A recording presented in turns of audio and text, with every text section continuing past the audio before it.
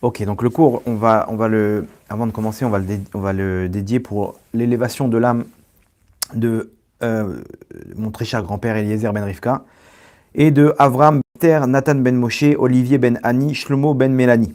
Bezrat Hashem, Shinishmatam, Yud Suot, Betzro Achaim. Euh, alors la Shoah c'est un sujet compliqué. La question de ce soir, donc ce soir on est Yom HaShoah, un jour qu'on a mis en place, euh, un jour qu'on a mis en place pour comment dire, pour se souvenir des gens qui sont partis à la Shoah. Euh, bon, selon les rabbinim, c'est un autre jour qu'on a placé, c'est le 10 Tevet. Il y a aussi le jour de Kippour là-bas avec Iskor, ce qu'on fait. Mais en tout cas, selon l'actualité aujourd'hui, en Israël, on parle de la Shoah, donc nous aussi on va parler de la Shoah. La question c'est pourquoi la Shoah? C'est une question que tout le monde se pose. Alors, on va pas avoir la prétention de répondre à cette question.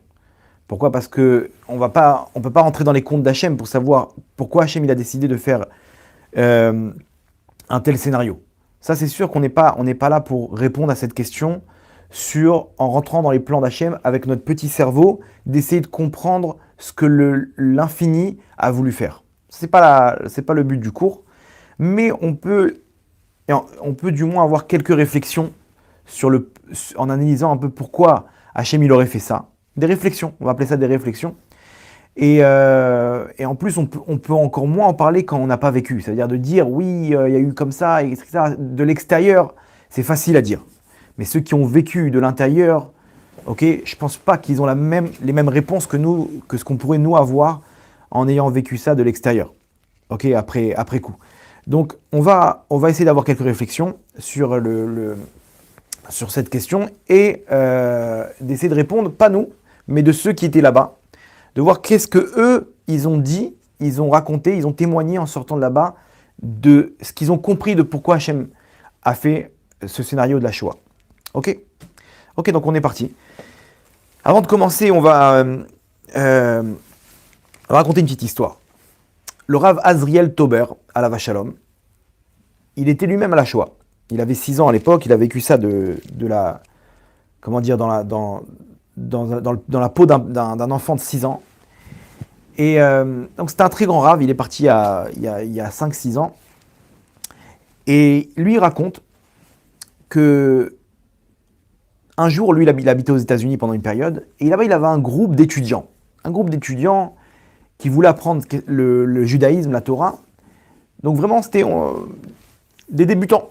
Il a commencé de Aleph Bet, ok, pour leur apprendre c'est quoi la Torah, c'est quoi être un juif, c'est quoi les fêtes, c'est quoi le Shabbat. Et petit à petit, il les a construits. Et un jour, il y a une nouvelle personne qui est rentrée, un certain Léon. Il est rentré dans le cours et il a voulu s'intéresser. Donc ils ont commencé à le mettre en place. Il ne connaissait rien, rien du tout. Et le Rav, après le cours, il est parti voir, il lui dit comment ça va, d'où tu viens, etc. Et il lui dit voilà, il lui raconte son histoire, il dit moi j'étais à la Shoah, j'ai perdu toute ma famille. Et j'avais 10 ans. Et par hasard, bon, j'ai rencontré ma femme, elle était elle-même juive. Et donc on s'est mariés. Et par hasard, j'ai rencontré des jeunes juifs qui m'ont dit qu'ils venaient à ce cours. Donc je suis venu. Et là, il dit, ouais, il y a beaucoup de hasard, mais on voit qu'Hachem, il t'a pas oublié. Et il lui dit, alors reste avec nous. Il l'a mis à l'aise, il l'a installé. Et au bout de 2-3 semaines, il faut il a bien compris l'importance de la Torah. Il a bien compris comme quoi la Torah, elle avait... C'était pas du folklore. En plein cours, il commence à fondre en larmes. Il commence à rentrer dans une détresse terrible. Le Rav, il dit, mais Léon, tout va bien? Qu'est-ce qui se passe? Il lui dit, Rav, je vois la Torah comment elle est grande. Je comprends combien Hachem, il est grand. Mais si c'est ça, la question, elle est encore plus forte. Pourquoi Hachem, il a fait la Shoah? Pourquoi Hachem, il m'a enlevé toute ma famille? Et il pleurait, il souffrait, ça lui a remonté tous ses souvenirs qu'il a essayé d'oublier, tous ses souvenirs de son enfance, etc. Et le Rav, il a dit, regarde, écoute, tout ce qu'Hachem il fait, on va pas rentrer dans les comptes d'Hachem, et Hachem, il n'a pas besoin qu'on explique ce qu'il a fait. C'est vrai. On va pas expliquer maintenant, comme si Hachem, il a un besoin expliquer ce que j'ai fait une bêtise, il faut que vous preniez ma défense. Non, non, non. Hachem, il a son plan, et il avance. On n'est pas là pour expliquer ce qu'Hachem il doit faire. D'accord? C'est comme un père. Un père, il est en train de faire quelque chose. Son fils lui dit, papa, pourquoi tu fais ça? Le père, il n'est pas obligé de le répondre. Il lui dit, c'est comme ça, mon fils. Pourquoi? Surtout quand ça vient d'une remarque qui remet en cause ce que le père il est en train de faire. À ce moment-là, le père, c'est une règle d'éducation, de dire à son fils, c'est comme ça, mon fils. Pour lui apprendre à accepter les choses. Donc nous, on va pas prétendre expliquer ce qu'Hachem il doit faire. Et encore moins d'être les avocats d'Hachem. Mais il lui dit, mais on peut expliquer ce qui est écrit dans la Torah. Dans la Torah, c'est écrit, Hachem il a prévenu, il a mis tout ça dans les versets. Et si vous voulez bien, on va rentrer dans les psukim. Il a demandé là-bas au groupe, vous voulez qu'on interrompe notre sujet pour rentrer dans la question de Léon. La question qui était pourquoi la Shoah? Ils ont dit, mais bien sûr, nous aussi on veut savoir. Il dit là, ok, il n'y a pas de problème. Et ils ont ouvert, il leur a dit, prenez le Sefer Devarim, donc le livre Devarim, là-bas, le dernier livre, dans la parasha de Kitavo. Il leur a dit, là-bas, il y a écrit noir sur blanc, qu'est-ce qui va se passer? Là-bas, dans la Torah, Kadosh Baruch Hu, il promet, il dit là-bas, que si le Ham Israël, il va dans le chemin qu'Hachem il nous a montré, le chemin des mitzvot, le chemin de ses préceptes et de ses enseignements, alors à ce moment-là, il y aura la bénédiction pour le Ham Israël. Et comme ça, on nous dit là-bas, donc dans le Perek Kafret, 28, le chapitre 28, Ve'aya im shamoa tishma bekol Hashem elokecha, et voilà, ce sera, si tu écoutes la voix de ton Dieu, Hachem, lishmor, la asot et kol mizvotav asher anochim etzavecha hayom, de garder et de faire tous les préceptes que je t'ai enseignés aujourd'hui. Untanecha Hashem elokecha elyon al kol goyaretz. Et Hachem, il fera de toi un peuple suprême au-dessus de tous les peuples. Ubaou alecha kol haberachot haele. Ils viendront sur toi toutes ces bénédictions. Veisigucha, et ils t'atteindront. Ki tishma bekol Hashem elokecha. Si tu écoutes la voix de ton Dieu.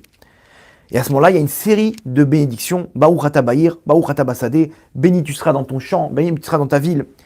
Une série de bénédictions. La Torah nous dit simplement, il y a un GPS, il y a des règles, il y a un mode d'emploi. Si tu utilises ce mode d'emploi dans le bien, n'aie pas peur, tu auras ce qu'il faut. La Torah, elle continue. Maintenant, si chas shalom, on n'écoute pas. Ce mode d'emploi, j'ai pas envie de le prendre. J'ai envie maintenant de faire ce que j'ai envie. J'ai envie de faire ce que je veux. J'ai le droit. Shabbat, j'ai pas envie. J'ai envie d'aller à la plage le Shabbat. J'ai pas envie de faire ci, j'ai pas envie de faire ça. J'ai le droit ou pas? Hachem nous a laissé le libre arbitre. Quelqu'un qui ne fait pas les mitzvot, il ne va pas prendre un éclair sur la tête qui va lui fendre le crâne en deux. Non, il va continuer à vivre. Hachem, il respecte notre choix. Mais quand Hachem, il voit qu'on va perdre le but de notre venue sur terre, on va perdre notre identité, on va perdre ce qu'on a supplié en haut, on a à Hachem de pouvoir réaliser notre rôle sur terre. On a supplié Hachem, envoie-moi sur terre, laisse-moi faire mon tikkun, laisse-moi faire ma réparation sur terre. Quand Hachem il voit qu'inconsciemment, on ne réalise pas ce qu'il nous a imposé et qu'on va droit au mur, alors à ce moment-là, la suite, elle est terrible. La suite, elle est 98 malédictions. Si jamais on n'écoute pas les préceptes, Vayim lotishma bekol Hashem elokecha. Et voilà que si vous n'écoutez pas la voix d'Hachem, votre Dieu, lishmor lasot et kol mizotav et chukotav, asher anochim etzavecha hayom. Donc les préceptes que je vous ai enseignés aujourd'hui, Ubaou alecha kol hakelalot haele veisigucha. Et ils viendront sur toi toutes ces malédictions et ils t'atteindront. Arur ata ba'ir ve'arur ata basade. Maudit tu seras dans la ville, maudit tu seras dans le champ. Ve'aïta les arava les kol mamlachot ares. Je vous ai sauté un peu. Et vous serez comme une crainte aux yeux des peuples du monde. Pourquoi une crainte? Il nous dit Rashi, les peuples du monde, ils vont voir les souffrances qu'on aura et ils vont dire, pourvu que ça ne nous vienne pas, ça ne nous arrive pas. Tellement que ça va être terrible. Et si on continue, quand bien même on continue, on ne fait pas tchouva, Vaïta nivlatecha le ma'achal le of hashamaim, et ton cadavre fera office de nourriture aux oiseaux du ciel, ou les behemat haaretz ve'en macharid, et aux animaux de la terre, Vaïta meshuga mimare necha asher tiré. Tu seras fou de ce que tes yeux vont te montrer. Quoi, c'est pas possible. Pas possible. Comment? Impossible. Ils vont pas faire ça quand même. Et effectivement. Vaïta les shama les machal ou les shnina bechola mi mashen agecha shem shama. Et tu seras un exemple. Et tout le monde parlera de toi là-bas dans les pays où je vais t'envoyer. Effectivement, les Juifs, ils font la une des journaux. Jusqu'à aujourd'hui. Que ce soit Zemmour ou que ce soit n'importe quel pays, les Juifs, ils font la une des journaux. On ne parle que d'eux, alors qu'ils sont 15 millions sur 7 milliards de personnes. Ve'achalta peribitra besar banecha. Tu mangeras le fruit de tes entrailles. Basar banecha, la chair de tes enfants, ou benotecha, de tes filles. Asher natan lecha shem elokecha. Bematzor ou bematzok, asher yatzik lecha uvecha. Vayu chayecha tluim lecha min neged. Et ta vie, elle sera suspendue devant toi. Ça veut dire que tu ne pourras pas arriver à une situation de sérénité. Tout le temps, tu te diras, est-ce que je vais vivre encore ou pas? Est-ce qu'aujourd'hui, je vais vivre? Les gens à Auschwitz, ils disaient peut-être qu'aujourd'hui, ils vont m'appeler pour entrer dans la chambre à gaz. Peut-être qu'aujourd'hui, je vais prendre une balle dans la tête. Et tu auras peur le jour et la nuit. C'est pas que tu auras peur le jour, mais après tu vas arriver chez toi le soir et tu vas... Ça y est, on est chez nous à la maison, on est tranquille. Non. Yomam valaïla, le jour et la nuit. Velotamin bechaïra, tu n'auras pas de confiance en ta vie. Est-ce que je peux vivre? Aujourd'hui, on peut assurer, une personne elle peut dire, bah, au Rachem, ça va, je vis bien, je pense que on n'a pas peur du lendemain, plus ou moins. Là-bas, ils avaient peur du lendemain. Ils n'avaient pas confiance en leur vie. Ma vie, elle tient sur un fil. À n'importe quel moment, ils peuvent rentrer et nous prendre et nous tuer. Baboker tomar miten erev, ou baerev tomar miten boker. Le matin, tu diras pourvu qu'arrive la nuit, enfin. Dans les camps de la mort, là-bas, tellement qu'ils souffraient, et ils avaient peur, ils tremblaient de peur la journée. Quand est-ce qu'ils vont me tuer? Ils arrivaient, ils disaient pourvu qu'on arrive le soir. Ça y est, enfin, ils rentraient là-bas dans les chambres. Au moins, ça y est, on sait qu'on a encore une nuit. Mais le problème, c'est quoi? Ou baerev tomar miten boker. Et arrivé la nuit, tu supplieras quand est-ce que va arriver le matin. Là-bas, ils dormaient 30 sur un lit. Et tellement qu'ils tremblaient de peur, tellement qu'ils avaient froid, ils se réchauffaient les uns sur les autres. Et là-bas, des fois, il y avait les lits superposés, ils sentaient l'urine sauf votre respect, de ceux qui étaient en haut, qui n'avaient pas la force de se lever, tellement qu'ils étaient épuisés. Donc ils se disaient, pourvu que vienne le jour, imaginez-vous, les uns sur les autres. Ouais. Dans la parashata Azinu, là-bas dans le Pérec, dans le chapitre 32, Pasouk 29 et 30, le verset 29 et 30, Kaftet Lamed, il y a marqué Louchachmou yaskilu zot yavinu lacharitam. Echa yirdof, elef ushnaim yanisur evava. Un, il va poursuivre 1000 personnes. Et shnaim revava. Et 2, ils vont réussir à poursuivre de notre peuple, ou revava des milliers. Imlo kitsura mecharam v'Hashem esgiram. Parce qu'Hashem, il nous a vendus, il nous a donné entre leurs mains. Et à la Shoah, c'était ça. À la Shoah, il y avait un soldat de 20 ans, un nazi, un SS. Il arrivait avec son arme, il sortait tout le monde. 1000 personnes comme ça en ligne. Alors que les Juifs, ils ne se laissent pas faire. Am Kesheoref, c'est un peuple têtu. Il ne se laisse pas faire. S'il comprend que c'est pas bon pour lui, il se révolte. Ils sont fifs, ils sont actifs. Ils ne se laissent pas guider comme ça. Et ils suivaient comme ça un soldat SS. Comme un bétail à l'abattage, à l'abattoir.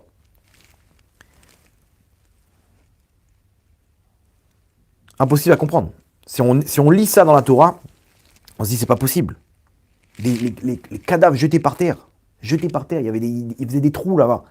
Des trous, il jetait tout le monde. Et il les tuait tous. C'est écrit noir sur blanc. Donc, ça c'est ce qui est écrit dans la Torah. Si jamais les Bnei Israël, ils décident de quitter le chemin qu'Hachem il leur a placé. 98 malédictions qui se sont réalisées les unes après les autres. Il y avait à Berlin 90% d'assimilation. La génération d'après, il n'y aurait eu plus de Ham Israël en Allemagne. Mendelssohn, il avait imposé quelques années avant, c'est fini le judaïsme. Tu veux être juif, c'est chez toi. Ton folklore, tu le fais dans ta maison. Dehors, t'es un Allemand comme tout le monde. C'est fini les yeshivot, c'est fini l'étude de la Torah. C'est terminé de manger cachère, etc. Et les rabbinim, ils se levaient les uns après les autres. Et ils prévenaient. Le Chavetz Chaim, en premier, il a dit, ce qui va se passer, c'est que Hachem, il va mettre un roi comme Haman, qui va nous imposer de faire la Torah et les mitzvot. Le Or Sameach, Rabbi Meir Simcha Cohen, dans son livre Meshech Chochma, 20 ans avant, il a prédit tout ce qui allait se passer. Il a dit, je ne serais pas étonné qu'un jour, il y ait quelqu'un qui se lève et qui nous fasse réaliser de force ce qui est écrit dans la Torah. Et Hitler, il s'est levé, il a dit aux Juifs, sortez de nos universités.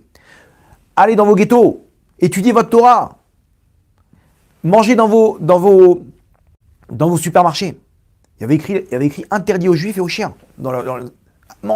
Arrêtez de prendre notre nourriture, arrêtez de prendre nos femmes. Ce discours-là, on a l'impression que c'était un rave. Si on ne savait pas d'où ça vient, on aurait dit c'est un rave. Un rave, il aurait dit, mais arrêtez de vous marier avec des non-juifs. Qu'est-ce que vous avez là-bas? Gardez votre étude de la Torah. On vous a pas dit de ne pas être médecin. Vas-y, mais garde ton identité. Il y a écrit Imlo Tishma Bekol Hashem Elokecha, si tu n'écoutes pas la voix de ton Dieu. Et effectivement, de nulle part, il a monté son parti et il a réalisé, au nom de la morale, les pires atrocités, Hitler. Et ils l'ont tous suivi. Ils étaient tous hypnotisés par sa parole. Il n'y en a pas un qui s'est levé, qui a dit stop, qu'est-ce qui se passe ici? Je peux pas faire ça. Il n'y a aucun qui s'est levé avec une conscience. Ils étaient tous persuadés que c'était la meilleure des choses à faire de tuer les Juifs. Et 6 millions de Juifs nous ont quittés.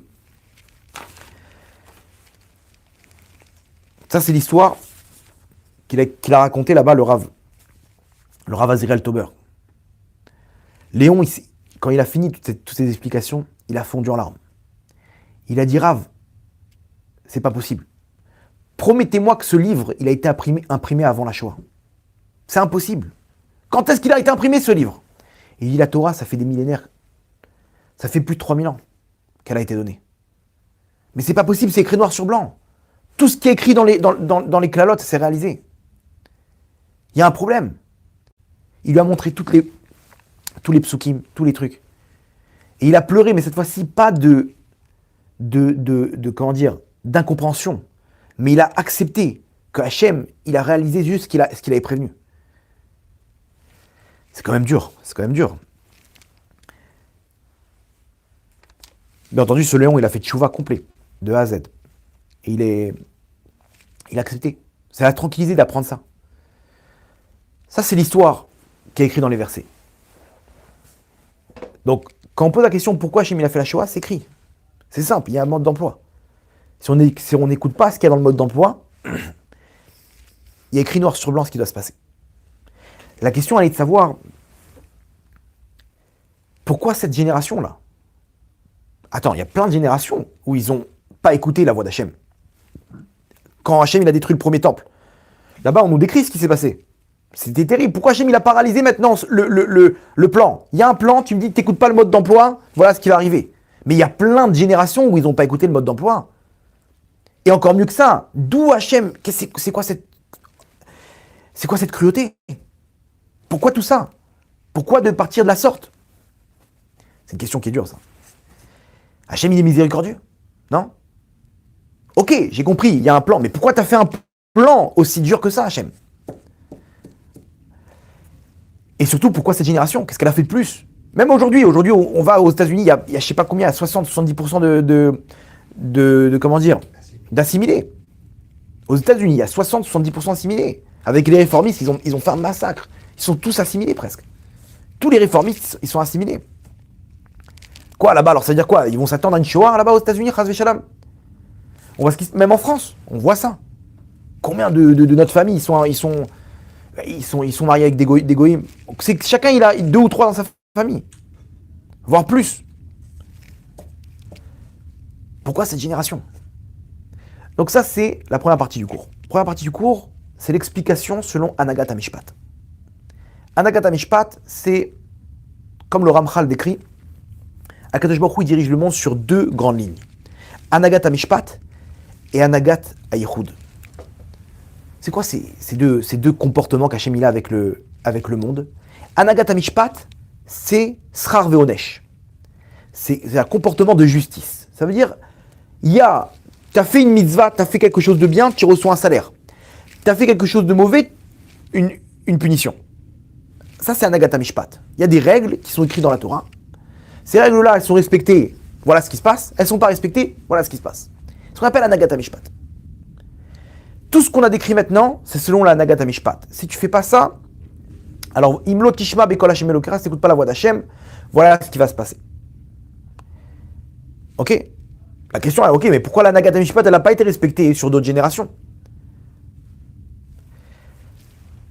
L'autre comportement qu'Hachem il a avec son monde, c'est quoi? Anagat Hayichud, le comportement d'unicité. Ça veut dire que Hachem il a un plan en tête. Ce plan-là, c'est de devenir roi sur terre par notre intermédiaire. Ok? Et Hachem il fait avancer son plan. Chaque génération, elle doit arriver à représenter Hachem sous un nouveau rôle. Ok? Il y a une génération qui va représenter Hachem et qui va le rendre roi à l'époque du premier temple, à l'époque du deuxième temple. Il y a notre génération, en 2022, au top de la matérialité, Hachem il nous dit, mon fils, tu dois me représenter en tant que juif en 2022. Tu peux faire ça? Allez, pars. Et nous, on part sur terre, et voilà notre rôle. Chacun, il a son rôle, jusqu'à qu'on va arriver à ce que toute l'humanité, elle dise, Vaïe Hachem le melech al kol haaretz. Qu'Hachem, il soit roi sur toute la terre. Et ça, ce plan-là, il avance, qu'on le veuille ou qu'on ne le veuille pas. Ça veut dire qu'en gros, quand Hachem, il a écrit dans la Torah qu'il doit avoir un plan comme ça, où, lorsqu'on n'écoutera pas, il y aura toutes ces malédictions, ça veut dire qu'en fait, Hachem, il a prévu dans son plan pour arriver à devenir roi, qu'il y ait une génération qui représente Hachem à Auschwitz, qui représente Hachem et qui fasse de lui un roi à Treblinka, dans les camps de la mort, et qui fasse le schéma Israël là-bas dans les chambres à gaz, avant de mourir. Ça fait partie du plan d'Hachem. C'est-à-dire que dans les 6000 ans qu'Hachem il a créé, il y a une génération qui a été choisie pour représenter Hachem de la sorte. Et vous allez voir pourquoi, qu'est-ce que ça m'incombe à moi, que cette génération-là, elle a eu le mérite de partir de la sorte. Alors ça paraît cruel, on a toujours cette question, ça paraît cruel. Vous allez voir maintenant, on va rentrer en profondeur, et vous allez essayer de comprendre ensemble, on va essayer d'analyser le pourquoi du comment. Donc, ça c'est Anagat Hayichud. Anagat Hayichud, c'est qu'Hachem il a son plan. Il y a une génération qui doit représenter Hachem dans le premier temple, dans le deuxième temple, à l'époque des Inquisitions, à l'époque de la Shoah, en 2022. Il y a une génération qui va être là pour le Mashiach. Chacun, il a été choisi. Nous-mêmes, c'est les Neshamot. On était avec Hachem. Et Hachem, il a trié chacune. Il a trié pour dire, allez maintenant, c'est à ton tour. À toi de jouer. Comme un entraîneur qui fait rentrer un joueur sur le terrain. Allez, à toi de jouer maintenant. Allez, sois tzaddik et ne tombe pas. Nous, on arrive pour 70, 80, 90 ans dans ce monde-là. Et on a un rôle sur Terre. On doit revenir après ces années-là et revenir avec le grade. Notre grade. Qu'est-ce que j'ai fait moi pour Hachem? Et ça, on l'emporte à l'éternité. Il y a une génération qu'Hachem qu'Hachem il a pris chacune des Neshamot. Il lui a dit, ma fille, tu veux descendre maintenant sur terre? Subir la Shoah? Alors bien entendu, selon Anagat Mishpat, ce sont des Neshamot qui ont fauté, qui doivent payer et mourir de la sorte, etc. Ça c'est Anagat Mishpat, mais mettez ça de côté, c'était la première partie du cours. Mais selon Anagat Hayichud, Hachem, il doit avoir une génération qui doit le servir de la sorte, qui doit le représenter de la sorte et faire de lui un roi là-bas. Il a demandé à cette Neshama, tu veux descendre et faire de moi un roi là-bas? Même si on te jette dans des chambres à gaz, même si on te jette au bûcher. Et pas que à la Shoah, même dans les inquisitions, dans les pogroms. Et même encore là, ces derniers jours, des juifs qui sont partis parce qu'ils étaient juifs, qui ont été assassinés par des arabes. Cette jeune française, soldate, qui a été tuée. Aléa Shalom. Ilan Halimi. Tous ces gens qui sont partis parce qu'ils étaient juifs. Ces Neshamot, elles ont été triées sur le volet par Hachem. Et Hachem lui a dit, mon fils, est-ce que tu es capable de descendre et de me représenter de la sorte? Et ces Neshamot, elles ont accepté. Ces Neshamot, elles ont accepté. Regardez ce que la Gemara dit sur ça. La Gemara, elle dit, la Gemara dans Psachim et la Gemara dans Baba Batra, elle raconte l'histoire d'un Tana, Rabbi Yoshua ben Levi. C'était un Amora plus exactement. Lui, son fils, il est mort. Son fils, il est mort, Rav Yosef, et il est monté en haut. Il a vu ce qui se passait. Et il a fait une mort clinique. Il est revenu, et ils lui ont dit, qu'est-ce que tu as vu? Raconte-nous. Quelqu'un qui est mort cliniquement, on a envie de lui dire, témoigne-nous ce que tu as vu, raconte-nous. Et il a raconté, il a dit, je ne peux pas vous dire ce qui s'est passé, mais on m'a autorisé, parce qu'on ne m'a pas autorisé, mais il y a 3 choses dont j'ai reçu l'autorisation de raconter. Il a dit, première chose, Ashri Misheba Lekan Im Talmudo Bayado. Heureux est celui qui vient avec sa Torah entre les mains. C'est mitzvot et sa Torah. Celui qui vient avec l'étude de la Torah, c'est sa monnaie. La monnaie en haut, il n'y a que ça qui l'emporte. Il n'emporte pas avec lui de l'argent, il n'emporte pas avec lui ses voitures et ses maisons. Heureux est celui qui vient avec son Talmud, sa Torah dans les mains. La deuxième chose qu'il a vue, il a dit, j'ai vu un monde à l'envers. Ceux qui sont importants dans ce monde-là, ils sont 0 en haut. Et ceux qui sont en bas de l'échelle, en haut, ils sont hyper importants. C'est-à-dire qu'on aura des surprises. Après 120 ans, on va se dire quoi? Mais lui, c'était une savate. Quel rapport? Il a une place à côté de Rabbi Shimon Bar Yochai. Parce qu'on ne sait pas ce qu'il a dans le cœur. Et un autre, on le voit avec sa barbe et son chapeau. On se dit, ouais, lui, il a battu tous les records. Et on va le voir en bas de l'échelle. Pourquoi? Parce qu'Hachem, il juge l'effort. Il ne juge pas le résultat. Et lui, il a des bons résultats sur le papier. Mais l'effort qu'il a fourni, il est moins important que celui qui est en bas de l'échelle, qui s'est battu toute sa vie. Sur le papier, il est encore loin. Mais l'effort qu'il a fourni, il est supérieur au premier. Et la troisième chose qu'il a vue, il a dit, j'ai vu les Harugé Malchut, que En Bria Yechola Lamod Bemeritzatam. Aucune créature ne peut se tenir dans l'endroit où il se trouve, dans les mondes d'en haut. Ça veut dire que celui qui est mort parce qu'il est juif, ce qu'on appelle mourir, Al-Kiddush Hashem, il a une place dans les mondes d'en haut qu'aucune créature ne peut s'approcher de lui. Ça veut dire que c'est la plus haute des places, l'endroit le plus élevé dans les mondes d'en haut, juste à côté d'Hachem. Juste à côté d'Hachem. Même si il avait entre les mains aucune mitzvah, aucune Torah. En un instant, il touche le jackpot. En un instant, il touche le jackpot. Ça veut dire que ces Neshamot qui sont partis parce que ces personnes qui sont parties parce qu'elles sont juives, elles se retrouvent, une fois qu'elles sont mortes à Kiddush Hashem, directement accueillies par Hashem dans la place la plus haute qui existe. Celle de Rabbi Akiva, celle de Rabbi Shimon Bar Yochai, celle de David Amelech, alav Shalom, celle de tous les Gdoshim qui ont mis des années pour servir Hashem, pour arriver avec leur effort, pour arriver à gagner leur place auprès d'Hachem. En un instant, cette personne-là, il était marié avec une Allemande. Il s'est retrouvé à Auschwitz et il est mort dans les chambres à gaz. Il se retrouve dans la place à côté de David Amelech, à côté de Rabbi Shimon Bar Yochai. Mais attends, mais il faisait rien du tout. C'est comme ça. Pourquoi? Parce qu'aujourd'hui, on comprend. Même s'il a vécu toute sa vie loin d'Hachem, sa Neshama, elle a dit à Hachem, moi, je suis prêt à prendre ce pari. Moi, je veux te servir dans cette génération, Hachem, et partir de la sorte. Donc, puisqu'il a décidé ainsi, ça veut dire que sa Neshama, elle est très, très grande. Le choix qu'il a fait, il est immensément grand. Et donc, même si sur le terrain, il est loin du compte, comme il a décidé de partir de la sorte, de servir Hachem de la sorte, alors il arrive à la plus haute des places. C'est incroyable. Le Harizal, il dit que celui qui meurt à Kiddush Hashem, on l'appelle Kadosh en haut. Kadosh, c'est-à-dire quelqu'un de saint. C'est énorme. Le Bet Yosef, le Rabbi Yosef Karo, alav Shalom, celui qui a écrit le Shulchan Aruch, lui, il recevait ses enseignements d'un ange. Là-bas, il lui disait, je t'en prie, je t'en supplie, comment faire pour mourir à Kiddush Hashem? Son souhait le plus grand, c'était de mourir à Kiddush Hashem. Imaginez-vous où il était. Il savait très bien, il dit, moi je suis prêt à le faire. Hashem, il ne nous demande pas ça. C'est pas à nous de se mettre en danger. Mais il suppliait, il disait, je t'en supplie, dis-moi si je vais mériter de partir à Kiddush Hashem. Et l'ange là-bas, il lui disait, si tu continues comme ça, parce que des fois, il descendait dans son service divin, il dit, tu crois que tu vas mériter de partir à Kiddush Hashem si tu continues comme ça, à manger comme un glouton, et il lui disait, regardez où on est. C'est pas notre niveau, hein, on ne doit pas demander ça. Mais lui, il est arrivé à ce niveau-là.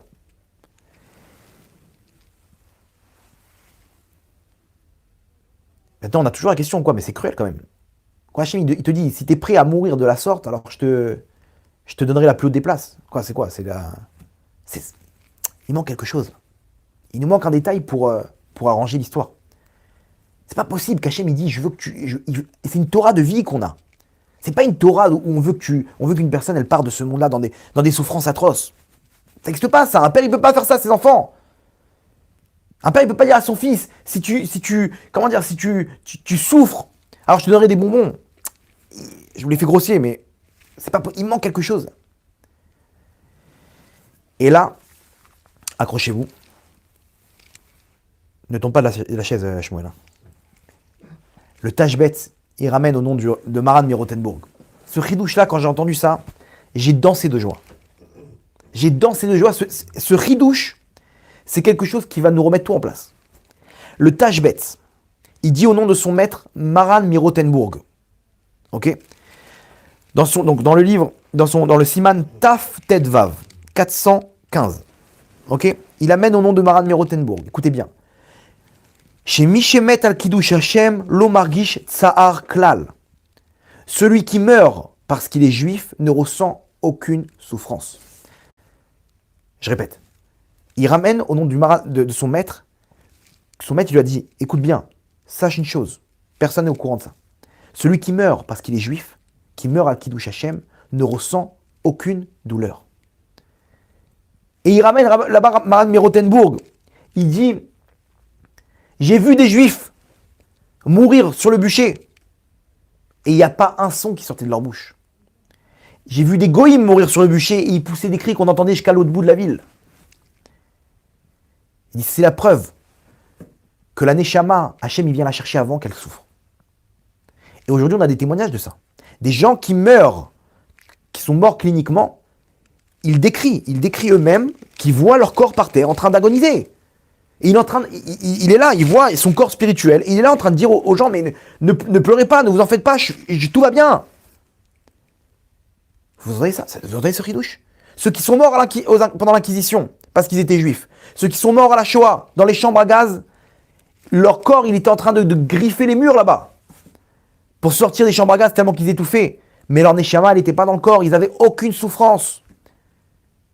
C'est pas moi qui dis ça. Et tout celui qui dit, ouais, mais comment Hachem, il peut faire souffrir ces gens-là, ils vont avoir une surprise de voir qu'en fait, ces gens-là, ils vont les accueillir après 100 ans et dire, j'ai pas souffert. J'ai pas souffert. Quoi, mais j'ai vu les griffures sur les chambres à gaz là-bas à Auschwitz. Comment ça, t'as pas souffert? J'ai entendu les cris. C'est mon corps. C'est les réflexes de mon corps. Mais ma neshama, elle n'était pas là. Parce qu'Hachem en personne, il vient chercher la neshama de quelqu'un qui meurt parce qu'il est juif. Et ça remet tout en place. C'est que nos yeux nous ont montré, effectivement, qu'Hachem, il a puni. Mais au fond, Hachem, il n'a touché à aucun juif. C'est beau ou pas? Ça remet tout en place. Il n'y a pas de cruauté.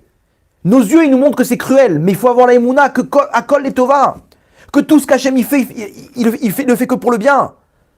On ne peut pas dire ça dans ce monde-là, on ne peut pas le voir. Mais il y a marqué qu'au moment du Mashiach, quand les morts ils vont revenir, on ne pourra plus dire Baruch Dayan Haemet. On pourra plus accepter la décision. Baruch Dayan Haemet. On bénit le juge de vérité. Parce qu'on ne peut pas comprendre. On dira à ce moment-là Baruch Atov Ametiv.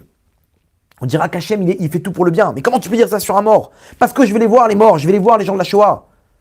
Je vais les voir avec leur lumière sur leur neshama. Et ils vont me dire, on n'a pas souffert. Quoi? Mais j'ai vu des images terribles. J'ai vu les corps par terre.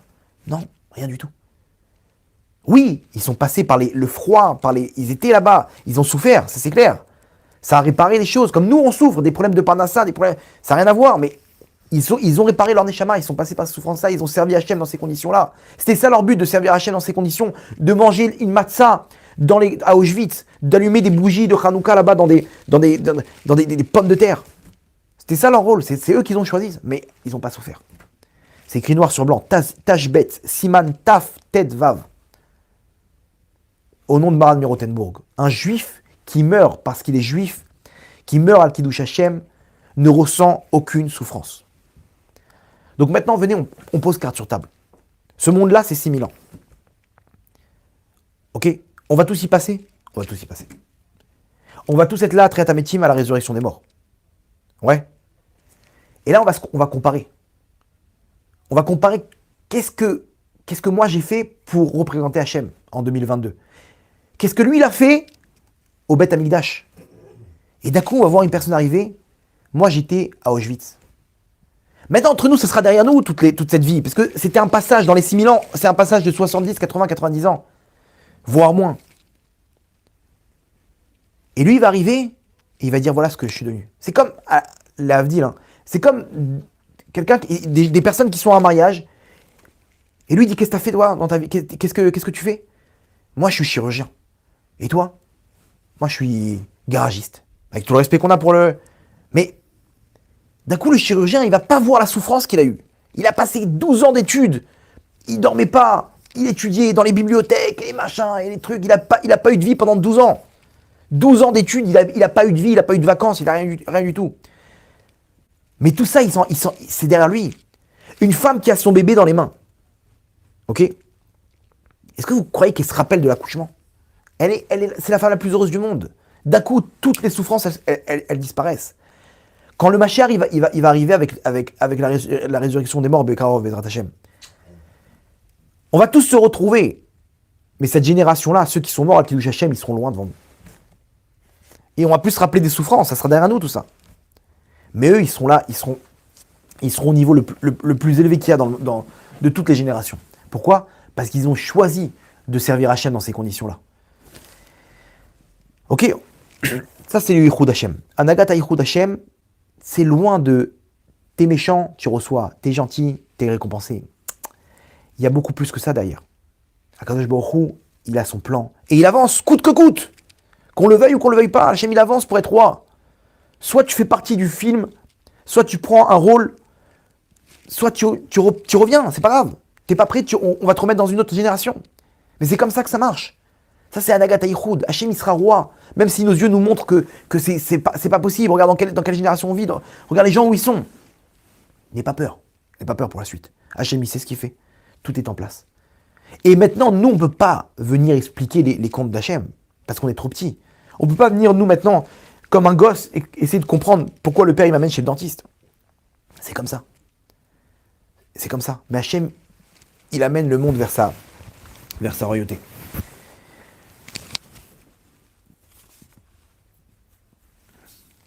Maintenant, les Neshamot, ils le ressentaient, ça. Vous savez que ceux qui étaient... Par exemple, à Treblinka, là-bas, ils marchaient même, les nazis, ils ont mis une parochette. Le rideau qu'on met sur le Echal, là où il y a les Sifrei Torah, il y avait marqué Zeachar Lachem, Tzadikim Yavo Uvo. C'est la porte d'Hachem, les Tzadikim, ils vont rentrer. Ils vont y rentrer. Vous savez ce qu'ils ont fait? Ils ont mis cette parochette sur la porte de la chambre à gaz. C'est-à-dire qu'au lieu, cette parochette, on la met dans un Sefer Torah. Les Juifs, non, ils voulaient bien leur montrer, regardez votre Dieu où il est. Regardez votre Dieu où il est. Zeachar Lachem, Tzadikim Yavovo. C'est ça, voilà les Tzadikim où ils vont aller. Char Lachem. Et ben non, vous allez aller dans les chambres à gaz. Et il n'est pas là, votre Dieu. Vous savez ce qui s'est passé à ce moment-là? Les Juifs les plus éloignés, que toute leur vie, ils étaient loin. Ils n'étaient pas là. Des Allemands qui étaient mariés avec des non-juifs, etc. Chacun, quand il passait devant la parochette, il fondait en larmes. Parce que lui, il voyait la phrase différemment. Il comprenait dans sa neshama qu'il a été choisi de rentrer Bachar Hachem, cet endroit-là, la porte d'Hachem, où il va arriver le plus haut. Et il comprenait. Et vous savez ce qui se passait? Les Juifs, quand ils rentraient dans la chambre à gaz, quand ils voyaient ça, ils fondaient en larmes. Ils se remplissaient des mounas et ils chantaient des chants des mounas. Ils chantaient des chants Hachem. Les nazis devenaient fous. Ils ont dû enlever là-bas la parochette. Ils ont dû l'enlever. Ils devenaient fous. Mais quel rapport? Lui, il a une barbe, d'accord, je comprends. Mais toi, pourquoi tu es prêt à chanter en partant de ce monde de la sorte? Comment c'est possible? Comment ça? C'est illogique. Et ils dansaient là-bas pour Hachem. Pourquoi? Parce que la Neshama, elle sentait qu'ils arrivaient à Charles Hachem. Ils savaient que c'était jackpot. Ils savaient très bien qu'Hachem allait venir les chercher. Le Rav Elchanan Wasserman, à la Vachalom, il était avec toute sa yeshiva, il n'a pas voulu quitter sa yeshiva. Ils lui ont proposé que votre Rav partez. Je reste ici avec mes frères. Ils ont trouvé là-bas un sous-sol et ils ont continué à étudier la Torah. Ils les ont balancés, les nazis sont arrivés, ils ont enfoncé la porte. Ils étaient tous avec des mitraillettes. Ils les ont mis tous en ligne. Ils ont dit au Rav, t'as une dernière demande? Si je peux faire un dernier discours, une dernière parole, j'aimerais bien. Il dit vas-y. Il a pris la parole. Il a dit mes chers frères. Il s'adressait à toute sa yeshiva. Il a dit mes chers frères, je ne sais pas ce qu'on a fait, mais apparemment on a trouvé grâce aux yeux d'Hachem pour partir de la sorte. Pour partir en tant que... parce qu'on est juif. Pour partir parce qu'on est juif. Vous savez ce qui va se passer juste après? On va être accueillis par Hachem et tous les anges qui vont nous prendre la main et danser avec nous. N'ayez pas peur, mes tzadikim. Il les voyait trembler de peur. N'ayez pas peur, ne gâchez pas ce moment extrême, ultime, suprême. Gardez la joie dans ce moment-là. Gardez la joie parce que c'est un moment unique dans les 6000 ans qu'Hachem il a prévu pour ce monde-là.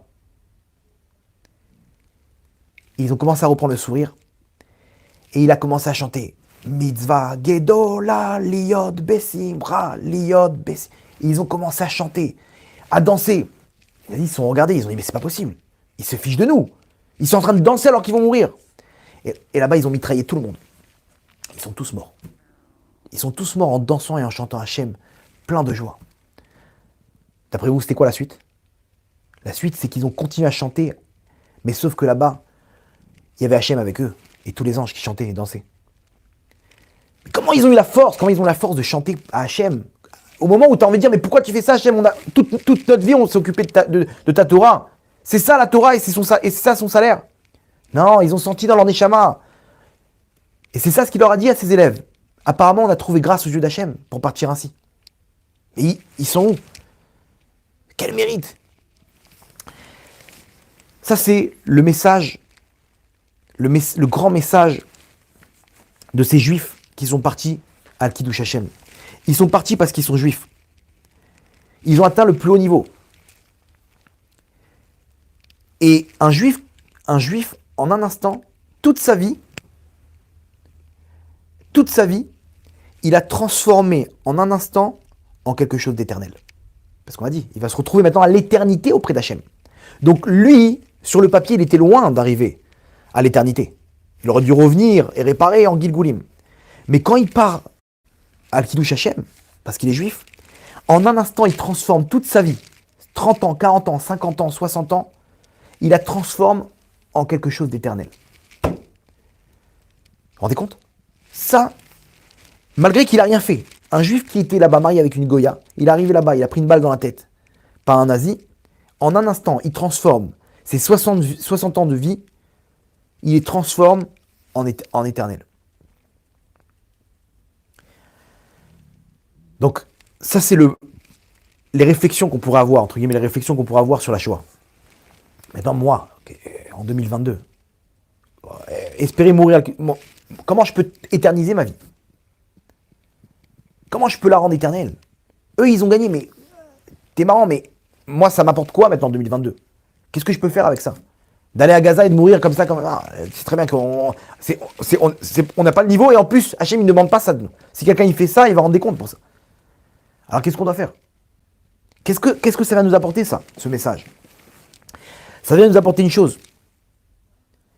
On doit apprendre de ces juifs qu'en un instant, on peut éterniser notre vie.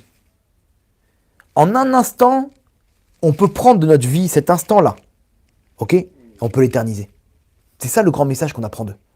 Ok, on va pas l'éterniser en une façon comme ça, en jackpot comme ils l'ont fait. Eux, ils sont partis, c'est terminé, ils ont tout éternisé, 60 ans de vie d'un coup. Nous, on peut éterniser notre vie, pas en mourant al Kiddush Hashem, mais en vivant al Kiddush Hashem. En vivant en tant que juif. à ce moment-là, je prends ma vie et je l'éternise. Je la rends éternelle. Comment c'est possible? Regardez comme c'est profond. C'est quoi la vie? Venez, on essaie d'étudier, d'analyser c'est quoi la vie. La vie, c'est quoi? C'est, je sais pas, voilà, là, je suis en train de vivre. L'instant présent, ouais, c'est ça la vie. Quand je suis en train de dire je vis, c'est-à-dire que je suis en train de parcourir dans le temps l'instant T. On est d'accord? Très bien. Maintenant, pendant que j'ai parlé, l'instant T, il est passé. Donc, il est mort. Ok? Donc maintenant, il y a l'instant T. Maintenant, T plus 1, il est mort. Mais le T plus 1, on est au T plus 2. Donc le T plus 1 aussi, il est mort. Donc en fait, on ne vit pas. Parce que sans arrêt, je vis, mais je meurs. Je vis, vous comprenez? Donc, je suis sans arrêt en train de mourir, en fait. L'analyse est bonne ou pas? Très bien. C'est bizarre. Je suis sans arrêt en train de mourir. Donc, c'est quoi la vie? Quand il y a écrit que je suis en train de vivre, ok, je suis en train de mourir, en fait. Parce que l'instant présent, il est déjà passé. Donc, techniquement, je suis en train de vivre quelque chose qui est éphémère. Je suis en train de mourir. C'est ça. Ça, c'est la définition qu'on peut donner. Donc, il nous manque une info. C'est quoi la vie?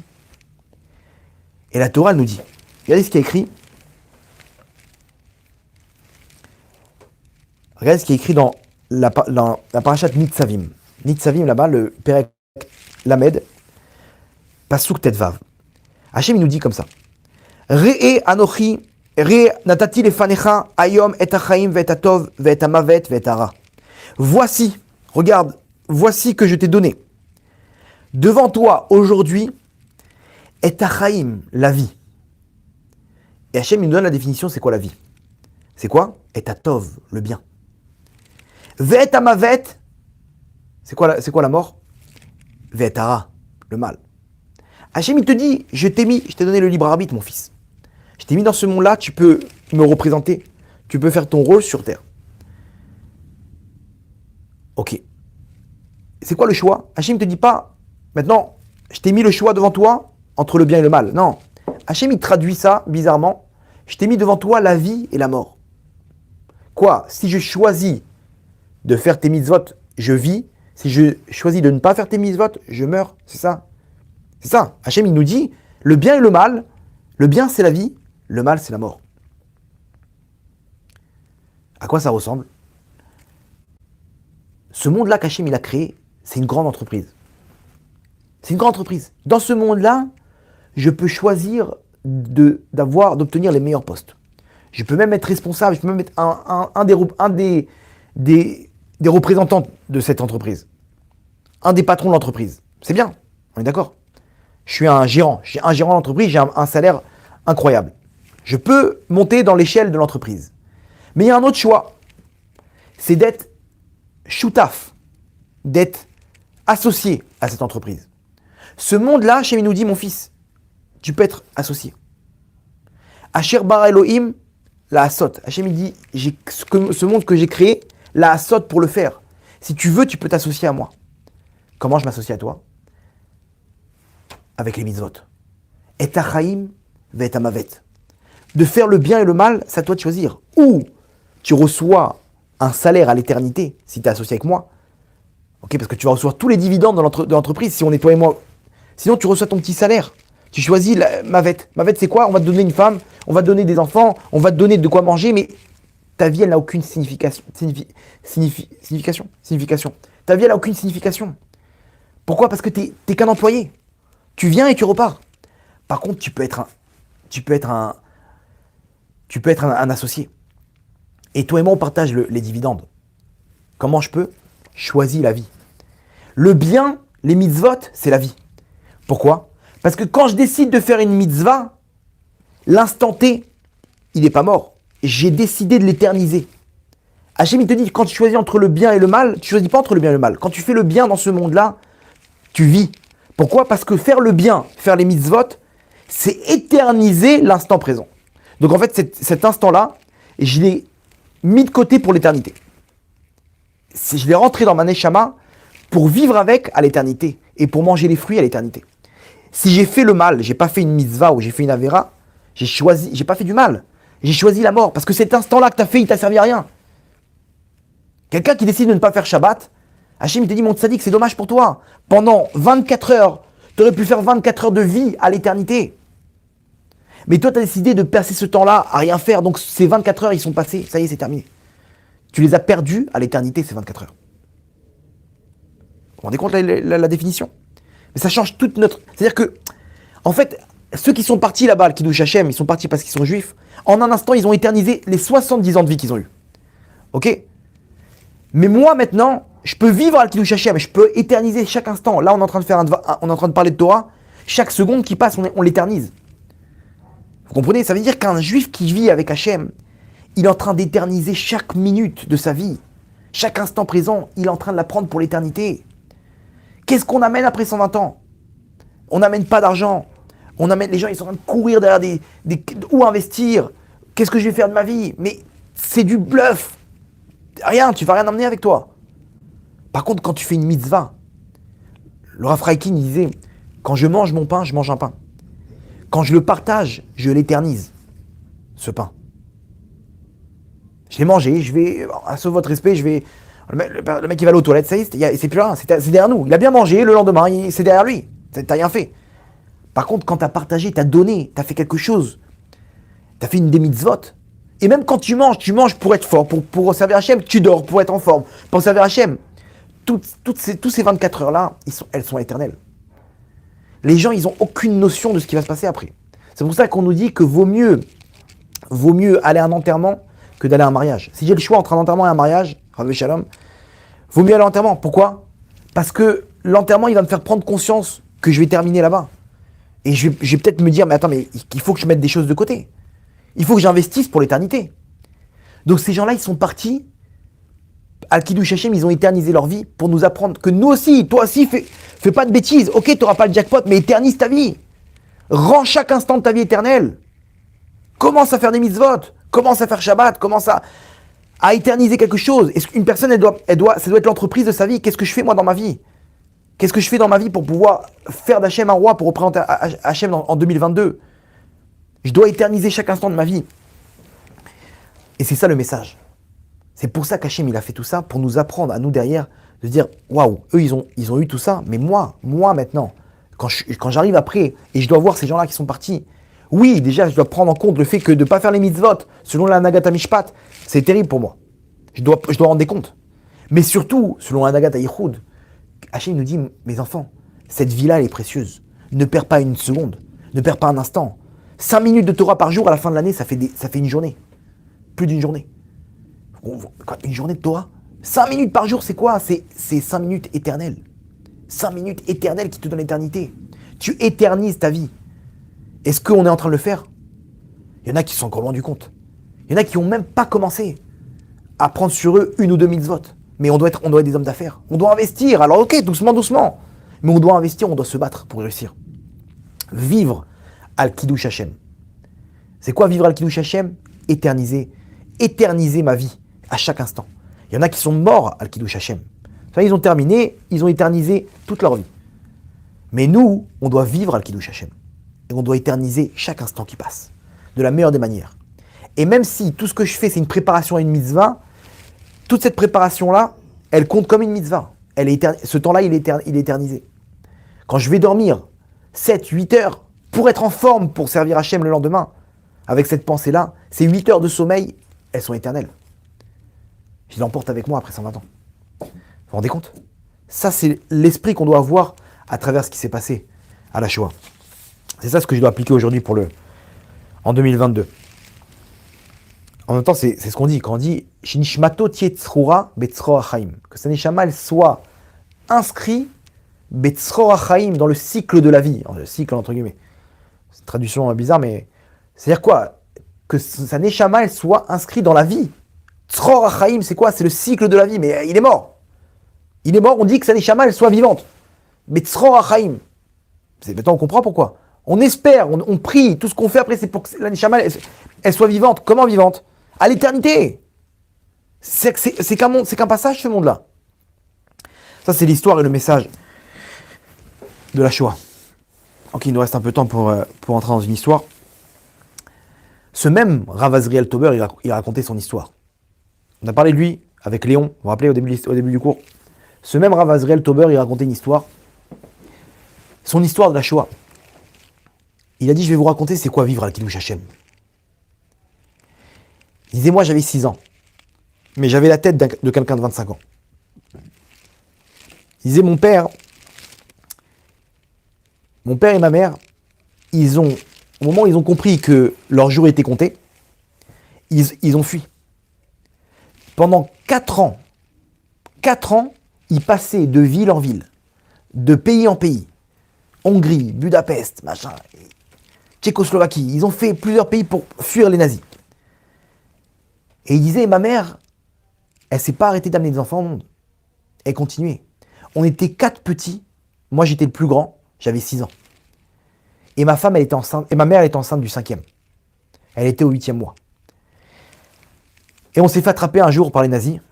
Ils sont entrés. Ils nous ont pris, nous, mes grands-parents, mes 3 frères, ma mère et mon père. Et il raconte que sa mère, il l'a envoyé à Auschwitz. Et il dit, mon père, il l'a envoyé à Treblinka. Et nous 4, avant qu'on fuit, ils ont pu nous placer chez les voisins. Avant qu'ils aient été attrapés, ils ont pu nous placer chez les voisins. Les voisins, ils nous ont éduqués, ils nous ont transmis à d'autres personnes, etc. Ils ont fait plusieurs familles. Il m'a dit, je me rappelle comme c'était hier, j'ai fait plusieurs familles, ils ne voulaient pas de nous, ils avaient peur que les nazis et ils nous jetaient d'une famille à l'autre. Mon père, 2 semaines après, il a réussi à s'échapper. Ma mère, elle s'est retrouvée à Auschwitz. Là-bas, Auschwitz, tout de suite, ils rentraient là-bas en masse dans les chambres à gaz. Ma mère était enceinte de 8 mois. Les femmes, il a regardé, il lui disait, mais comment tu peux amener des enfants au monde dans cette période? Comment tu peux amener des enfants qui vont mourir? Comment tu peux avoir cette folie de tomber enceinte pendant la période de la Shoah? Ton fils, qu'est-ce qu'il va devenir? Mais il faut réfléchir. Vous savez ce qu'elle leur a répondu? Elle leur a dit, Hachem, lui, il m'impose d'amener des enfants. C'est mon rôle sur terre. Le reste, Hachem, il fait ce qu'il veut. Moi, j'ai un rôle sur terre. J'amène des enfants. Que la génération, elle ne correspond pas à ce qu'Hachem, il a prévu, ce qu'Hachem m'a ordonné. Je m'en fiche complètement. Hachem, il fait ce qu'il veut derrière. Moi, je fais mon rôle. Et il racontait, le Rav Tauber, il disait, un jour, j'ai posé la question à ma mère. J'ai dit, mais maman, mais comment? Elle mettait les enfants dans les valises pour partir de ville en ville. Des bébés. Et il lui disait, mais maman, mais comment t'as fait? Comment t'as eu la force pour voir d'avoir peut-être la crainte de perdre tes enfants? Elle lui a dit, mais imbécile, un juif, il est éternel. On perd pas d'enfants. À partir du moment où un enfant il vient au monde, il est éternel. Ça n'existe pas de perdre un enfant. Nous, on croit en la résurrection des morts, qui viennent pour un jour ou pour 30 ans ou 60 ans. À partir du moment où il vient au monde, il est éternel. Un juif, il est éternel. On ne perd pas d'enfants. Il dit, waouh. Sa mère, elle lui a changé toute la vision des choses. Et regardez ce qu'Hachem il a prévu. Elle s'est trouvée dans les camps, là-bas, dans la file d'attente pour entrer dans les chambres à gaz. Là-bas, Mengele, docteur Mengele en personne, il marchait mot. Il a vu une femme enceinte. Il a dit, non, j'ai besoin d'elle. Sortez-la moi. Parce que lui, il faisait des expériences sur les hommes.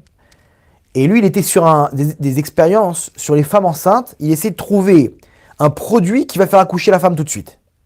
Donc, quand il y a une femme enceinte, c'est magnifique pour lui, voir si les produits qu'il a mis en place, ils fonctionnent. Il a sorti une femme de toute la ligne, toute la rangée. Il a sorti cette femme qui était enceinte. Ça veut dire que les femmes qui étaient là-bas, qui se sont moquées d'elle, ils l'ont vue sortir. Pourquoi? Parce qu'elle est enceinte. La raison qu'ils l'ont dit, mais qu'est-ce que tu fais là? Ils se sont moqués d'elle. Elles se sont moquées d'elle. C'est ça qui l'a sauvée. Pourquoi? Parce que ces expériences, ils se trouvaient dans le camp de travail, pas à Auschwitz. Dans l'hôpital. Il n'y a pas d'hôpital à Auschwitz, vous comprenez bien qu'ils n'ont pas besoin d'hôpital, malheureusement. Ils partaient tous. Il n'y avait pas de blessés. Mais l'hôpital était dans le camp de travail. Là-bas, il a installé, il a injecté une piqûre. Elle a dit, dans les 5 minutes qui ont suivi, j'ai accouché. J'ai entendu mon bébé pleurer, c'était une petite fille. Bah, au Hachem, c'était à 8 mois, donc il n'était pas prématuré. Et il est parti dans une autre pièce. Il a dit, j'entendais des gens hurler là-bas. Elle a dit, j'étais 2 heures après mon accouchement. Je me suis dit, ils vont me renvoyer à Auschwitz. J'ai pris mon bébé et j'entendais. Il y a eu un. Dans les. Ils ont appelé tous les juifs à retourner au travail. Donc, apparemment, c'était la pause du repas ou du déjeuner. Elle a dit naïvement, j'ai pris ma fille, je l'ai enroulée avec moi, je l'ai mis sous ma. Je suis parti travailler. 2 heures après l'accouchement. Elle se retrouve au travail. Aujourd'hui, une fille a besoin de 3 mois de chez sa mère pour. 2 heures après, et elle rencontre sa tante. Elle dit, mais qu'est-ce que tu fais là? Elle dit, qu'est-ce que t'as? Elle dit, regarde, écoute, ils m'ont même pas encore mis de numéro, je devais être dans les chambres à gaz. Finalement, ils m'ont récupéré, j'ai accouché il y a 2 heures. Mais quoi? Mais tu vas pas travailler maintenant? Elle a pris, elle a mis dans un coin. Elle dit, écoute bien, si t'as pas de numéro, pour les nazis, t'existes pas. Donc on va te cacher du mieux possible et tu vas t'en sortir, Bézat Hachem. Va avec ta fille, on t'apprendra ce qu'il faut. Elle s'est retrouvée là-bas dans une chambre, cachée avec sa petite fille. Jusqu'à que les Américains, ils ont libéré le camp de travail. Elle a été sauvée. Elle est morte à 82 ans. Il y a plus de 1000 descendants qui l'ont accompagnée à son enterrement. Plus de 1000 descendants. Alors que là-bas, les femmes lui disent, mais comment tu peux amener des enfants au monde? Qu'est-ce qu'elle leur a dit? Moi, je fais ce qu'Hachem me demande. Je fais ce qu'Hachem me demande. Hachem, il fait ce qu'il veut derrière. Vous vous rendez compte? Son père, au Rav Azriel Tauber, il raconte que son père, lui, il avait, une fois qu'il a réussi à s'échapper de Treblinka, il est arrivé là-bas il est parti à la recherche de ses enfants. Il s'est déguisé en inspecteur civil nazi. Il était là, il avait un faux passeport, des papiers comme quoi il faisait bien partie de la police. Il avait un badge, etc. Il a trouvé le déguisement, il a commencé à faire son enquête. Et il venait, maintenant c'était compliqué. Pourquoi? Parce que les gens, ils se méfiaient de lui. Ils ne lui donnaient pas les informations parce qu'ils savaient que si jamais il y a une info comme quoi tu as caché un juif, t'es arrêté. Donc il les attrapait, il leur dit, je vous fais rien, donnez-moi les informations, il est où telle personne, tel enfant, etc. Et comme ça, il arrivait à récupérer chacun de ses enfants. Les quatre. Il y en a un, il a retrouvé par hasard. Chaque histoire, c'était un miracle. Il voit une femme dans la rue avec son fils de 2 ans. Il lui dit, madame, vous êtes arrêtée. Elle dit, pourquoi? Qu'est-ce que j'ai fait? Il est juif, ce petit. Il dit, pas du tout, c'est mon fils. On va prouver. Elle savait très bien, si c'est le cas, elle finit en tôle. Je vous dis qu'il est juif, donnez-moi tout de suite. Il dit, mais non, pas du tout, il n'est pas juif, je vous dis. Il se rappelait que son fils, il avait 2 doigts de pied collés. Elle lui dit, si, je vais vous prouver qu'il est juif. Il a 2 doigts de pied qui sont collés. Elle a compris qu'il savait ce qu'il disait. Elle lui a donné l'enfant et elle est partie en courant. Il s'est retrouvé avec ses 4 enfants. Il les a récupérés par miracle. Il les a rentrés là-bas dans un abri, parce que les Américains et les Russes, ils bombardaient. Il y avait un abri public dans un bâtiment, parce que ça bombardait, les bâtiments ils tombaient les uns après les autres. Ils vivaient les uns sur les autres. Il était là avec ses 4 enfants, ils avaient que un lit pour vivre. Ils devaient s'asseoir sur le lit, c'est tout. Il y avait pas, dans l'abri, l'abri il était rempli de lits. Il rentrait sous la couverture pour mettre les tefilines. Et il faisait rentrer son fils. Il dit, regarde mon fils, n'oublie pas, t'es juif. Ça c'est notre tefilines, ça c'est notre couronne. Et là-bas, il lui enseignait la Torah sous la couverture. Il ne pouvait pas montrer qu'il était juif. Il était obligé d'entrer sous la couverture. Il faisait sa prière allongée. Et il rentrait ses enfants les uns après les autres. Il dit, tu vois mon fils, n'oublie pas, tu es juif. Vous inquiétez pas, le Mashiach, il vient bientôt.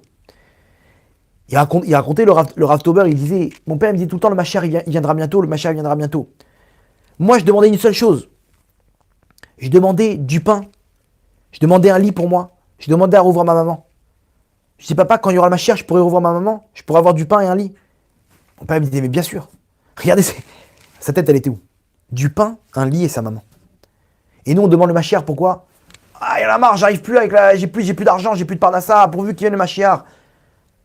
Regardez les proportions, comment ces histoires-là, elles doivent nous remettre les idées en place. Du pain, un lit et sa maman. Bah, au Hachem, on a encore notre maman, pour certains d'entre nous. On a encore notre père, on a encore nos enfants. On est là en famille, on est là à une table de Shabbat, et on est en train de râler, ouais, il n'y a plus de... le vin, il est pas bon. Bon bah, c'est quoi cette viande? De quoi tu parles? De quoi on parle? On est en train avec nos matzot comme ça, des matzot. Ils auraient rêvé là-bas. Manger des matzot comme on est en train de se plaindre. Tu vois, la galette cette année, elle est pas terrible. Hein. Il manque, je sais pas, elle est un peu trop sucrée, un peu trop... Où tu es?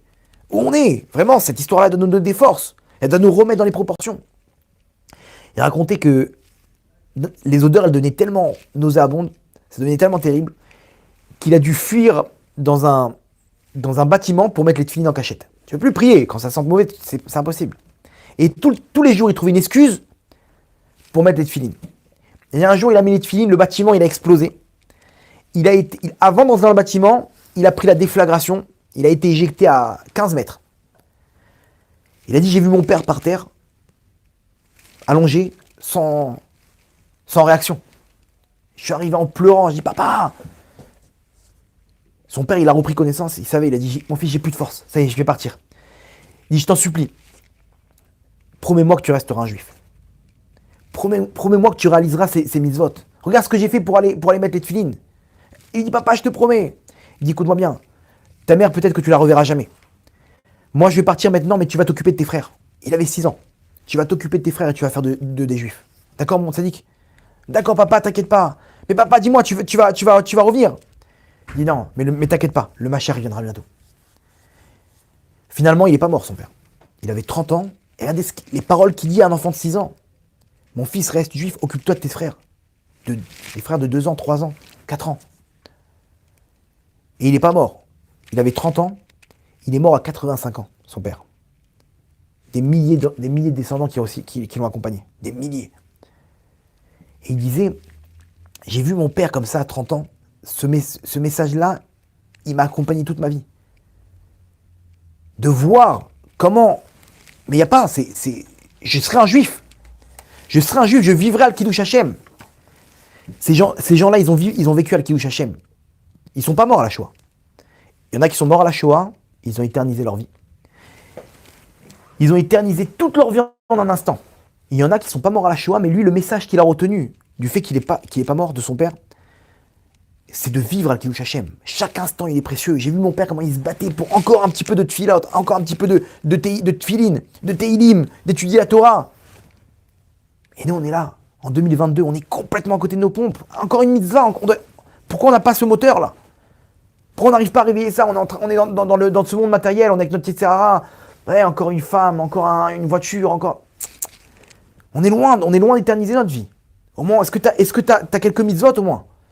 Qu'est-ce que où t'as investi? T'as investi dans le Bitcoin? Ok, d'accord, super. T'as investi là-bas? D'accord, mais t'es sûr que ça va marcher? Pas sûr. Par contre, l'éternité, c'est du sûr. Et personne n'investit là-bas. On voit des gens, ils sont loin, mais une mitzvah, prends sur toi une mitzvah.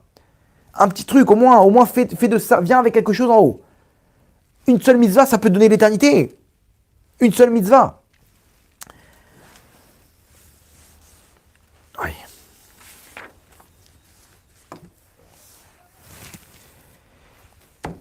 Il racontait le Rav Tauber qu'un jour, il a raconté cette histoire dans une conférence. Et il disait, il y en a qui peuvent mourir à Kiddush Hashem. Il disait, il y en a qui sont partis.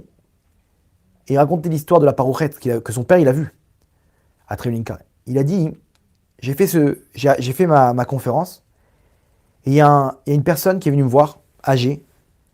Elle m'a dit, Kvod Harav, merci. Je lui ai dit, pourquoi? Il lui dit, moi j'étais à Treblinka, je l'ai vu la parouchette. Il dit, vous savez, je faisais partie des Zunder Commando. C'était qui les Zunder Commando? C'était ceux qui avaient le rôle de sortir les corps des chambres à gaz et de les brûler. C'est-à-dire, j'ai vu là-bas les gens de ma famille, je les ai pris, je les ai brûlés. Je les ai sortis. Et ceux qui servaient dans le Zunder Commando, eux aussi, je les ai pris et je les ai brûlés. Mais moi, Hachem ne m'a pas pris. Et toute ma vie, j'ai refusé de servir Hachem parce que je lui en voulais. Pourquoi moi, j'ai pas eu le sort de mes amis? Pourquoi je suis pas mort comme eux, en train de crier Shema Israël? J'en voulais tellement à Dieu que j'ai tout abandonné. Et ma fille, elle a fait tchouva. C'est ma fille qui m'a amené à cette conférence. Et je voulais écouter ton histoire. Et aujourd'hui, j'ai compris qu'en fait, si je meurs pas à Kiddush Hashem, je peux vivre à Kiddush Hashem. Encore une mitzvah. Il dit, mais Kvod Harav, c'est pas trop tard pour moi? Il dit non. À chaque instant, un juif, à partir du moment où il prend sur lui de servir Hachem, il fait tchouva, toutes ces avérotes, elles se transforment en mitzvot. Tu aimes Hachem? Il dit oui, j'aime Hachem. Il dit alors fonce, n'aie peur de personne. Petit à petit, n'aie pas peur. Mais tu éternises ta vie, toi aussi. Il a fondu en larmes, il a pris le Rav dans ses bras. Et ça, c'est l'histoire de ces tzadikim qui sont partis à Kiddush Hashem. Ça, c'est le message. Pourquoi Hachem, il a fait la Shoah? on ne pourra peut-être pas répondre dans ce corps-là. On verra après 120 ans. On verra ces gens-là, on comprendra tous, chacun, quel rôle il avait dans les 6000 ans de ce film. On ne peut pas prendre un épisode et juger. Parce qu'on ne savait pas ce qu'il y avait avant et on ne sait pas ce qu'il y a après. Est-ce qu'on sait ce qu'ils ont vécu eux après, une fois qu'ils sont partis de ce monde-là? S'ils ont souffert? La Torah nous dit que non. Est-ce qu'on sait pourquoi ils ont vécu ça? Qu'est-ce qu'ils ont vécu dans d'autres Gilgulim? On ne sait pas. Mais ce qui est sûr, c'est qu'Hachem, il est éternel. Et Hachem, ce qu'il fait, c'est le émet absolu, la vérité absolue. Et tout ce qu'il fait, c'est pour le bien. Et ça, il faut se le rentrer. Même si nos yeux nous montrent que c'est pas le cas, il faut bien se rentrer dans nos veines que Akadosh Baruch Hu, il fait tout pour le bien. Et Akadosh Baruch Hu, il veut nous donner. Ratsa Akadosh Baruch Hu, les Akot et Israël, il dit, mais mon fils, prends des mitzvot. Prends l'éternité. L'éternité avec moi. Ce monde-là, il est éphémère. Chacun, il doit descendre dans une station. On va tous y passer. Mais qu'est-ce que tu vas amener après avec toi? Donc, fonce, encore un peu. Encore quelque chose d'autre. Tu peux encore sauver une mitzvah. Arrête de mourir. Vis. Transforme ces instants de ta vie en... Fais en sorte qu'ils deviennent de la vie. Comment? Et Tov. Le bien. Fais le bien dans ce monde-là. Je te l'ai mis devant toi. C'est cette Torah. Quand tu fais des mitzvot, tu fais le bien. T'éternises ta vie. Quand tu fais des avérotes, il n'y a rien. Ces gens-là, ils ont fait des avérotes à Berlin. Ils se sont convertis. Il n'y avait rien. Hachem, il a trouvé une porte de secours pour transformer leur mort, leur vie, qu'ils ont fait que mourir, en fait, toutes ces années. Qu'ils auraient retrouvé après 120 ans. Ben, maintenant, tu dois retourner dans ce monde-là. Quoi, mais j'ai fait des trucs quand même. J'étais médecin, Non, t'étais mort pendant 80 ans. Donc tu retournes pour vivre à l'éternité. Mais Hachem, il a trouvé une porte de secours. Il a dit, tu sais quoi, mon fils? Je vais te prendre d'une autre façon. Ça va être dur, mais tu auras l'éternité directe. Et ces Neshamot, elles ont accepté. Et aujourd'hui, elles sont heureuses. Si on pouvait descendre une Neshama aujourd'hui, on verrait que elles nous raconteraient combien Hachem, il est bon. Et tous ces gens qui sont partis parce qu'ils étaient juifs, pendant les inquisitions, pendant les pogroms, ces dernières personnes dans les attentats, c'est le même sort qu'ils ont eu. Ils sont morts à Kiddush Hashem, elles ont éternisé. Ces Neshamot-là, elles sont éternelles aujourd'hui. Bon, encore une dernière histoire. Une histoire connue. Tout le monde connaît l'histoire de Oscar Schindler. J'ai pas vu le film, moi, mais je connais l'histoire. Bon, tout le monde a vu le film. À la fin du film, donc à la fin du film, à la fin de l'histoire, plus exactement, à la fin de l'histoire, donc les Américains, ils ont pris le dessus, ils ont gagné la guerre, et lui, il devait fuir. Pourquoi? Parce que lui, il avait un entrepôt, une usine qui fabriquait qui fabriquait de la ferraille, du fer, un truc qui aidait à l'armée, qui aidait l'armée allemande. Une matière première que l'armée allemande elle avait besoin. Maintenant, ce qu'il faisait, c'est qu'il cachait les juifs, il les faisait travailler dans son usine, et là-bas, il a inscrit des enfants, des femmes, c'était illogique. Il a 12 ans, l'enfant, comment il était inscrit. Sur le papier, ils avaient des faux passeports, ils avaient des fausses pièces d'identité, et il se battait, tout son argent, il a donné pour sauver le maximum de juifs.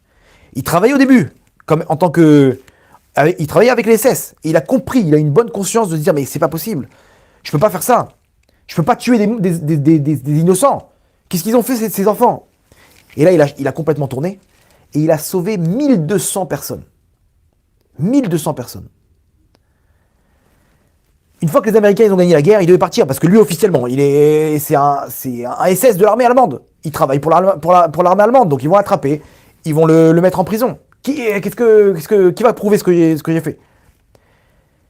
Et donc il est parti, il a vite pris ses affaires, il y avait son chauffeur qui l'attendait avec sa voiture, et ils sont tous venus lui dire au revoir.